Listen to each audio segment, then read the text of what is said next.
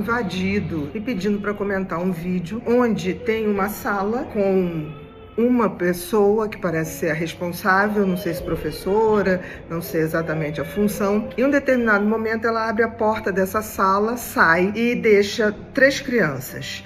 2 meninos pequenos, devem ter 2 a 3 anos, e uma menina que parece ter um pouco mais. Depois que ela sai e encosta a porta, começa uma coisa muito estranha, um comportamento de um dos meninos começa a avançar sobre o outro menino, a fazer agressões sucessivas, em formas de socos bem localizados. Ele começa no abdômen, ele vai para o peito, depois ele começa na cabeça, ele derruba o menino e continua batendo, e esse menino começa a chorar muito. A menina inicialmente fica na parede, me parece bem assustada, mas depois não consegue se conter e pega um chinelo e começa a bater no menino que está batendo no outro. E mesmo assim ele não para. É impressionante. E o menino que recebe toda a violência chora. A gente não vê nele nenhum tipo de reação, nem sequer de defesa. E isso dura muito. Eu fiquei o tempo todo, e acho que todo mundo esperando que essa pessoa, esse adulto responsável voltasse, porque o menino sabe que ele tem que fazer longe dessa pessoa, desse adulto, porque toda hora que ele tá batendo, ele olha para a porta, do tipo, será que tá vindo? Será que não tá vindo? Eu vou fazer comentários não exatamente de um personagem desse vídeo, de todos. Se você perguntar, Bia, é verdadeiro? Parece. Mas se não for, o que eu vou falar aqui vale para muitas outras situações, porque nesse momento, em várias escolas do mundo e do Brasil, certamente crianças estão passando por isso. Por agressões, sem ter como reagir, sem ter um adulto que esteja tecnicamente preparado, que tenha equilíbrio emocional para exercer essa responsabilidade. Então vamos lá, o menino que agride é o que chama mais atenção, óbvio. E aí a gente tem um ponto, que as pessoas, Bia, ele é psicopata. Calma, gente, a gente não pode, uma criança tão pequena, dizer que é psicopata. Essa criança pode estar tendo esse comportamento absolutamente inadequado, violento, de componente até meio perverso, porque ele não se abala com o choro da outra criança, parece que estimula mais ainda ele continuar agredindo. Mas isso pode refletir algo que essa criança esteja vendo em casa, no ambiente. Vamos supor que o pai seja um lutador, né? E faça isso na frente, treine na frente, naquele boneco Bob, né? Que todo mundo já viu nas academias. E essa criança está reproduzindo isso. Pode ser que essa criança esteja passando por um momento de dificuldade com algum componente da família doente. Essa criança não tem condições ou recurso para extravasar esse tipo de sentimento de frustração, de impotência. Então pode descarregar isso naqueles que são mais frágeis. Isso pode ocorrer, mas pode ocorrer também, é uma hipótese, dessa criança ter um prazer genuíno e muito precoce de sentir prazer vendo o outro sofrer, porque é impressionante como ele não para, né? A ponto da outra menina que está com medo tomar uma iniciativa. Isso me chamou muito a atenção. Então, assim, só o tempo vai dizer. Seja como for, uma intervenção precoce agora de adultos responsáveis, de adultos que mostrem como tem que ser feito, como se lida com a frustração, como se lida com o outro, só vai trazer bons resultados. Seja ele de índole ruim ou não, a única saída que a gente tem é ensinar, repetir N vezes qual é a forma certa de tratar o outro, tratar o colega. O menino que recebe agressão, fiquei muito assustada, porque ele não reage, ele não tem o instinto que o cérebro faz a gente ter, de botar a mão, de proteção, de instintivamente atacar com as pernas quando se está no chão.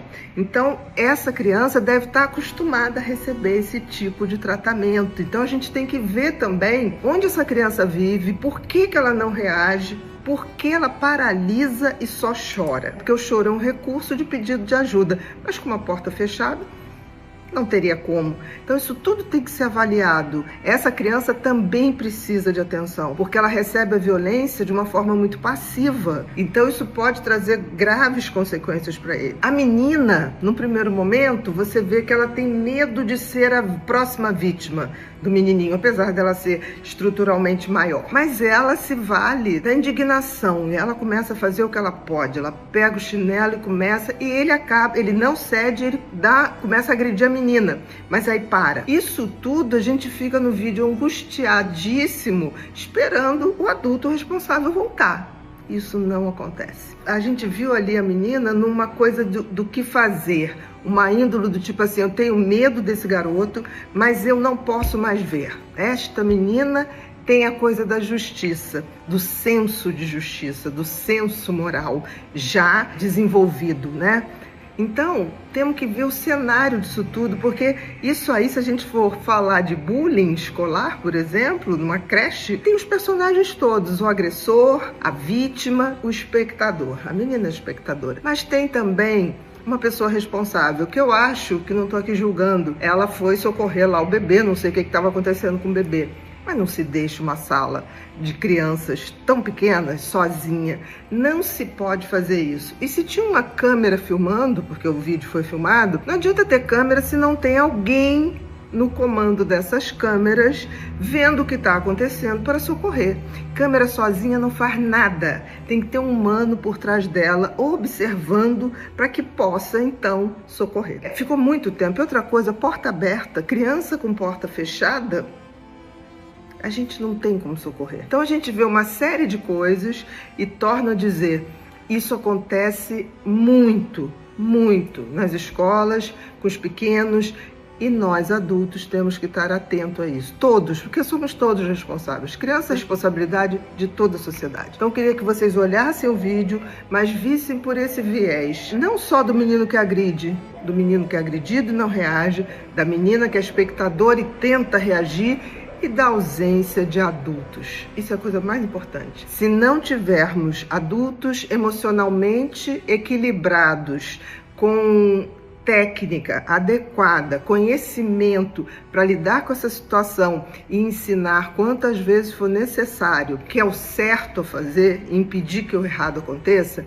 nada vai mudar. Isso vale para a escola, isso vale para a creche, isso vale para os pais, isso vale para todos que convivem com as crianças. Porque botar para debaixo do tapete não vai resolver, e certamente, se nada for feito naquela dinâmica, esses personagens serão os personagens da adolescência e do futuro, que não é muito legal. Não estou julgando aqui, mas esse menino agressor pode continuar escalando sua agressividade. Tem que ver se ele já não agredia animais.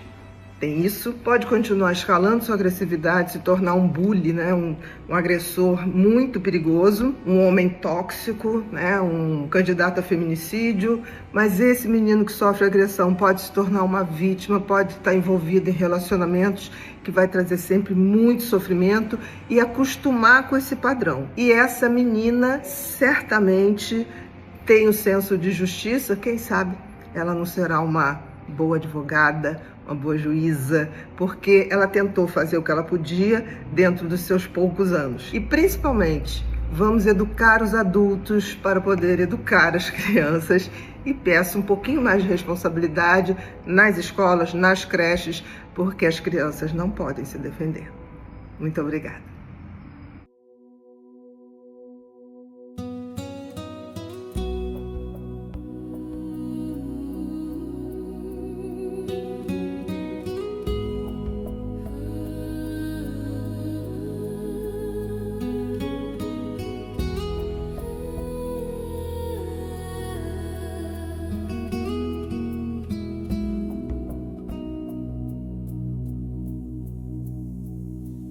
Reja fundo, coração se abre, luz que desce.